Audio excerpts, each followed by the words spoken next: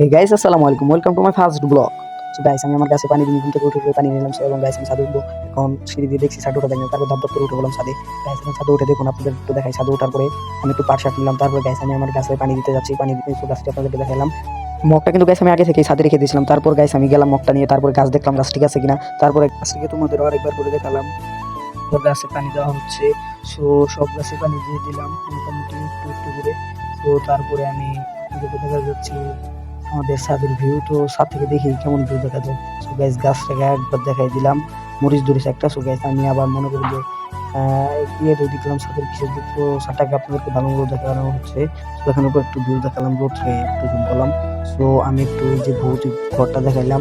So এনে আসলাম, পরে একটু পাট শাক নিলাম। সো গাইস, আমার টাইমে তো একটু দেখাইলাম ভিউটা। আমার বোন বলছে হাই, পুরো ক্যামেরা করলাম। তারপরে গাইস, আমি ভুলে গেছি যে গাইস আমি মগ শুয়ে ফেলেছি। সো গাইস, পুরো মগটা নিয়ে আসলাম। মগটা নিয়ে আনার পর আমি ধাম করে একটা বাড়ি খেলাম। ডালের সাথে অনেক একটা জোরে একটা ব্যথা পেয়েছিলাম। সো গাইস, তারপর আমি আস্তে আস্তে নামলাম। সো গাইস, আমার ব্লগটা এই পর্যন্ত ছিল। আসসালামু আলাইকুম।